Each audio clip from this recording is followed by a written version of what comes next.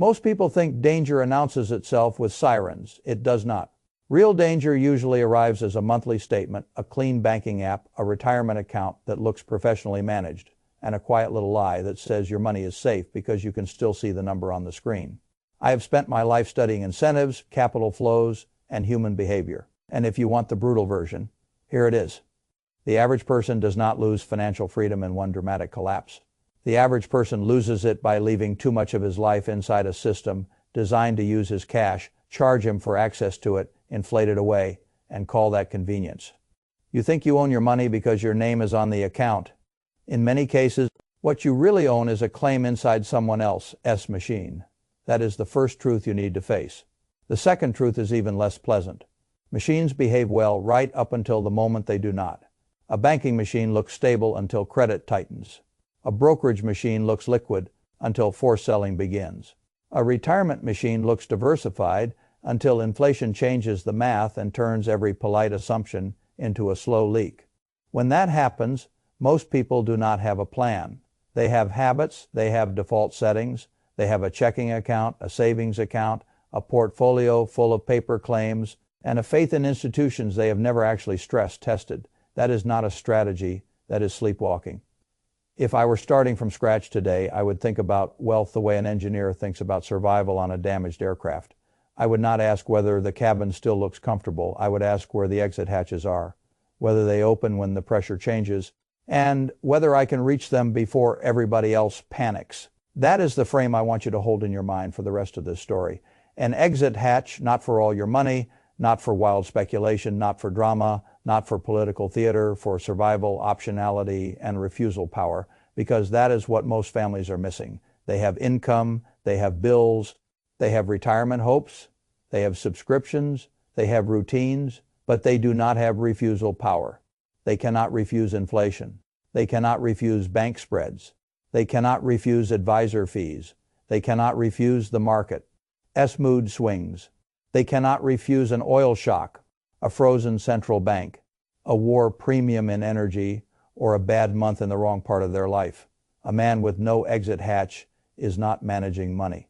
He is being managed by circumstances. You may not like that sentence, but you should remember it. Right now, a lot of people are staring at headlines and missing the deeper signal.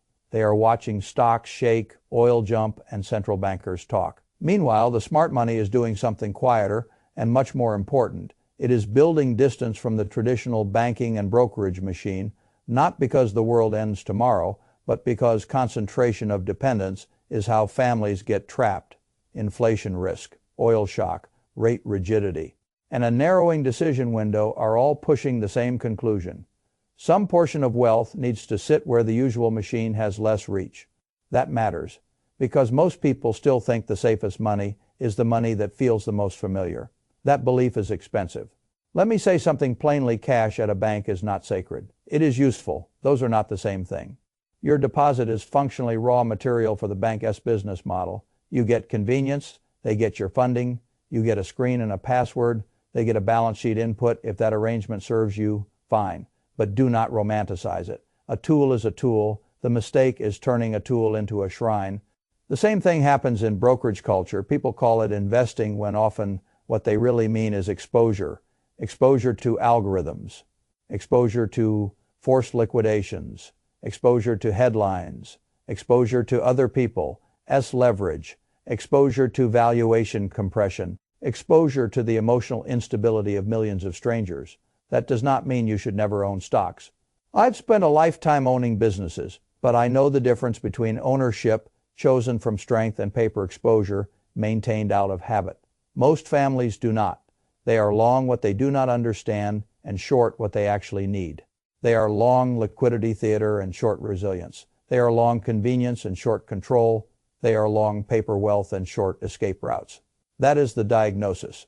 Now, let us move to the hidden mechanism. Every financial trap has a shadow code.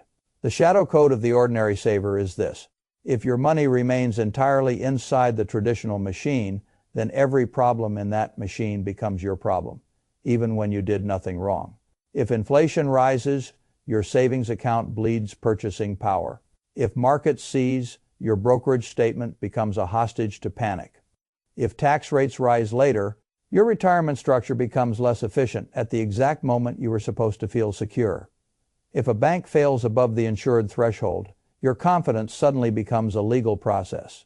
If a brokerage freezes activity during stress, your paper freedom becomes conditional freedom. Conditional freedom is not freedom. That is the sentence I would tattoo on the inside of every investor's skull. Put numbers on it and the picture gets ugly fast.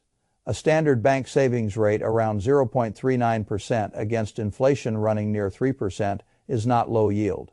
It is a guaranteed annual loss of purchasing power, a silent penalty that leaves the account balance nominally higher while making the owner poorer in real terms. Direct treasury purchases and physical metal ownership matter because they move portions of wealth into structures that a bank cannot lend, an algorithm cannot dump, and a brokerage cannot margin call. That is not a small distinction. That is the distinction. Once you see it, you cannot unsee it. Your problem is no longer just return. Your problem becomes point of failure. Where can somebody else's stress become your loss? Where can somebody else's incentive become your leak? Where are you mistaking access for ownership, convenience for security, and habit for prudence? If you ask the right question, the answer becomes obvious. You do not need one pile of money. You need different layers of money doing different jobs. This is where most people sabotage themselves. They want one account, one statement, one solution, one dashboard, one reassuring login, one nice clean life, but reality does not work that way. Nature does not work that way. Good engineering does not work that way. A serious financial life needs compartments.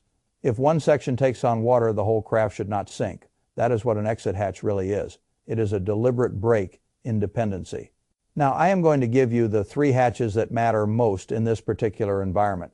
The first hatch is physical precious metals, especially gold and silver, that you own directly. Not because I think gold is magic, not because I think civilization is ending, not because I want you dressing up fear as sophistication, because direct physical ownership removes counterparty dependence in a way paper claims do not. Physical gold is not a prediction vehicle first. It is an asset with zero counterparty risk. No institution needs to honor a promise for the asset itself to remain the asset. If a bank fails, the metal does not vanish with the bank. If a brokerage blows up, the metal does not care. And when central banks themselves keep buying gold at an unusually high pace year after year, that is not a casual trade. That is a reserve signal. That is the key. Gold is not interesting because people talk about it. Gold is interesting because it sits there and does not need anybody's permission to remain what it is. Most modern financial products cannot say that. A stock is a claim on future business performance. A bond is a promise. A bank balance is a liability for someone else and an asset for you. An ETF is a structure layered on a structure. There is nothing inherently wrong with these instruments. I use financial structures all the time, but when the world becomes less stable, the quality of the promise starts to matter more than the elegance of the wrapper. Gold is a refusal asset. That is what I would call it. It refuses earnings misses. It refuses policy spin. It refuses boardroom optimism. It refuses margin calls. It refuses algorithmic liquidation. It refuses to become somebody else. Accounting language, you can own too much of it if it becomes your religion, but to own none of it in an environment where central banks themselves are building reserves is to ignore the behavior of the people closest to the monetary furnace. And ignore is the right word, because the average saver is not making a rational counterargument. He is simply culturally trained to dismiss what institutions do not earn fees from recommending. That is a costly bias.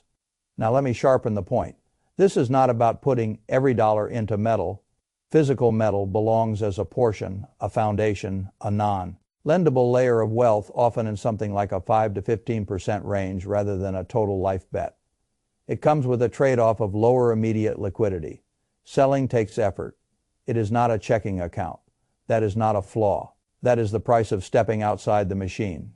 Do you see the pattern? The machine sells ease. The exit hatch sells independence. Ease feels better at noon on a Tuesday. Independence matters more in a real storm. The second hatch is TreasuryDirect, and specifically government obligations you buy directly rather than through the usual middlemen. This may be the most underappreciated legal financial advantage available to ordinary people because almost nobody gets paid to talk to you about it. Banks do not like money walking off their balance sheet. Advisors do not celebrate products with no commission.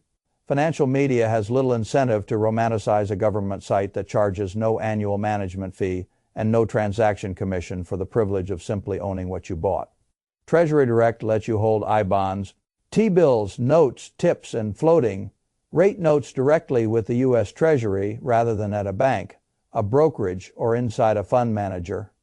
As wrapper, if you understand incentives, you understand why silence surrounds this hatch. When no one gets rich from your use of a tool, fewer people advertise the tool. That is not a conspiracy, that is capitalism. I have no problem with capitalism. I love capitalism. But I also like seeing the toll booth before I drive onto the road. That is what TreasuryDirect really is. It is a toll booth bypass. Now, why does this matter so much in the current environment described by your source document? Because inflation does not need to explode to hurt you. It only needs to stay a little above what your cash earns for a long enough period. That slow arithmetic is devastating. A saver can look disciplined, conservative, even responsible, and still be walking backward in real terms every single year. If I-bonds are paying around 4.03% while average bank savings are near 0.39%, and if energy shock later pushes the inflation component higher, then you are watching the mechanism work in plain sight. And there is a structural floor many people overlook. The face value of an I-bond does not go below purchase price, even if conditions change. This is what I mean by mathematical warning. A family can lose more wealth through 10 years of mild negative real returns than through one dramatic market correction, because the slow version does not trigger self-defense. It looks civilized, it looks boring, it looks responsible. It is still a trap. I call that the comfort leak. The comfort leak is when your money stays in a familiar place, earns too little, loses purchasing power quietly, and never alarms you because the interface remains clean and the balance remains positive. The comfort leak destroys people who think danger must be emotional to be real. The worst danger is often administrative. A quarter point here, a fee there, a low savings rate, a lazy rollover, an untaxed problem becoming a taxed retirement. A decade passes. Now you are older, more dependent, less flexible, and wondering why discipline did not create freedom, because discipline without structure can still lose. That is the lesson TreasuryDirect. Used properly is not an excitement machine. It is a certainty machine. It says some portion of your money is for preserving purchasing power and bypassing unnecessary middlemen, not for thrilling you. It is an insult to the dopamine habits of modern finance, and that is one reason I like it. You need some money that bores you and protects you. The third hatch is where strategy becomes elegant, a self-directed precious metals IRA. This is not for everybody, and it must be executed correctly. But conceptually it is powerful because it combines three things that matter at once: physical metal location outside the traditional bank and brokerage chain, and a tax structure that can meaningfully change the long-term result. Certain IRS-approved precious metals can be held in a self-directed IRA through a specialized custodian and approved depository direct trustee. Toasty rollovers from qualified retirement accounts are not taxable events when done properly, and inside a Roth structure, the appreciation can become tax-free rather than merely tax-deferred. The metal is stored in an approved depository, held in your name and allocated to your account outside the ordinary bank. And brokerage channel. That is a serious combination. I would call it the tax shield hatch. Not because taxes are evil, because taxes are math and math matters. Most people do not understand how much of their future financial life is really a tax timing problem dressed up as an investment conversation.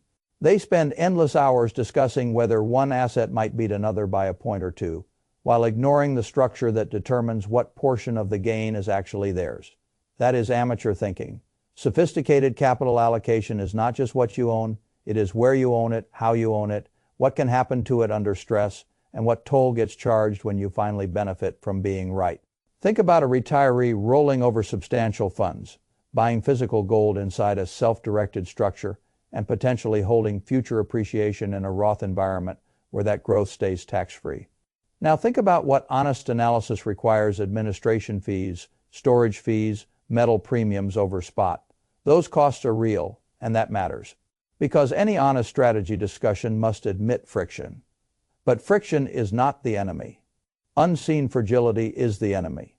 I would rather pay visible friction for a strong structure than enjoy invisible comfort inside a weak one. That principle applies far beyond retirement accounts. It applies to business, to partnerships, to marriage, to lifestyle, to reputation. The cheap thing that creates dependency is often expensive in the only currency that matters, which is future freedom. Now, I want to go deeper because the mechanics alone are not enough. The real battlefield is psychological. Most people do not keep too much money inside the machine because they have carefully analyzed the alternatives and rejected them. They do it because the machine flatters them. It tells them they are normal. It tells them they are doing what everybody does. It tells them that as long as the app works, the statement prints, the card swipes, and the retirement portal shows a graph. They are prudent adults. That is the social cage. The social cage is when normality replaces judgment. It is one of the most expensive forces in finance. People buy houses that trap them because everyone around them praises the size. They hold cash in bad accounts because everyone around them calls it safe. They pay advisors to buy wrappers around instruments. They could buy more directly because everyone around them assumes more layers mean more expertise. They remain fully exposed to one machine because everyone around them confuses concentration of habit with simplicity. I do not want simple for you, I want robust. There is a difference. A simple life can still be fragile. A robust life can survive shocks. This is not really a story about gold or treasury accounts. Those are tools. The deeper story is about refusing single system dependence in an environment where war pressure, oil pressure, sticky inflation, and a central bank that may not rescue everybody, as expectations are colliding at the same time. The visible numbers on the surface have not yet fully transmitted the deeper economic pressure into every household balance sheet. That is why the window feels open and fragile at the same time. That is the moment when intelligent people move, not after the crowd understands. Before I have built a life on a simple principle. You do not wait for certainty when certainty is expensive. You act when the odds are favorable and the downside of intelligent preparation is acceptable. That is what this is. An exit hatch strategy is not a prophecy. It is a refusal to be cornered. And let me add something that ordinary savers desperately need to hear. Ownership does not have to be total to be meaningful. You do not have to move everything. You do not have to become a gold bug. You do not have to turn into a bunker philosopher. You do not have to abandon businesses, equities, or productive assets. These hatches are portions of wealth, not total conversion. A portfolio can hold liquid cash, inflation, protected treasury exposure, physical gold inside a self-directed Roth, and a remaining market allocation all at once. That is exactly right. Binary thinking ruins investors. The question is not all in or all out. The question is whether your current arrangement gives you enough compartments that one failure does not become your whole life. That is the only question. Let me make it personal. If you are 55, 62, or 70, this matters differently than if you are 28. A younger person has time to recover from many mistakes. An older person has less recovery runway. A large drawdown or a long period of negative real cash returns hits harder when there are fewer earning years left and more medical uncertainty ahead. The psychological damage is different too. It is one thing to watch volatility in your 30s. It is another to watch purchasing power erode while you are trying to protect a spouse, manage retirement income, or avoid becoming a burden to your children. That is why I am hard on this subject. It is not just finance, it is dignity. A retirement system that forces older people to chase yield, accept hidden decay, or trust layers they do not understand is not merely inefficient. It is morally ugly. So let us talk about dignity. Dignity in finance is not owning flashy things. Dignity is being hard to push around. Dignity is having enough outside the machine that a bank error, a market panic, an inflation pulse, or a policy mistake does not get to reshape your personality. Dignity is not checking your statement every 20 minutes because too much of your nervous system is tied to it. Dignity is not pleading for rate cuts to save a structure that never should have held that much of your life in the first place. Dignity is what comes from refusal power, and refusal power comes from exit hatches. This is also why I do not want you turning this into a trade. The wrong way to hear a story like this is, fine, I will go chase whatever move this month. That is childish. The right way is to ask what portion of my life is too dependent on a machine that serves itself before it serves me, and what legal, sensible, low-drama steps would reduce that dependency? That is an adult question. Maybe the answer is that you buy physical metal in modest size and put it somewhere you control. Maybe the answer is that you open TreasuryDirect and start using a tool that charges you nothing to access the government's own securities. Maybe the answer is that you study whether a self-directed precious metals IRA fits your retirement structure and tax situation. Maybe the answer is some combination. But if the answer is nothing, then at least let it be a decision made from thought, not from laziness. Laziness in money management is one of the most expensive luxuries in America. Now, I also need to say what this is not. This is not a case for paranoia. This is not a case for hiding from productive assets. This is not a case for living in permanent fear. Fear is a terrible allocator. What I am arguing for is strategic separation. Enough separation that you are not forced into bad decisions by one chain of institutional dependency. Enough separation that time remains your ally. Enough separation that inflation cannot quietly cannibalize your future while you congratulate yourself for being conservative. Enough separation that your wealth has layers of behavior rather than one giant blob of hope. Hope is not capital allocation. Behavior is one more idea matters deeply. The tools already exist. They are legal, they are regulated, they are accessible. The real issue is not whether the hatches are available. The issue is whether the ordinary person uses them before pressure intensifies. That is exactly the test. Availability is not the same as action. Knowledge is not the same as repositioning. Agreement is not the same as discipline. You can nod at all of this and still do nothing. Most people will, because the machine has another trick. It always does. It makes tomorrow feel available. Tomorrow is one of the machine's favorite products. Tomorrow I will move some cash. Tomorrow I will learn how TreasuryDirect works. Tomorrow I will compare storage and custodian options.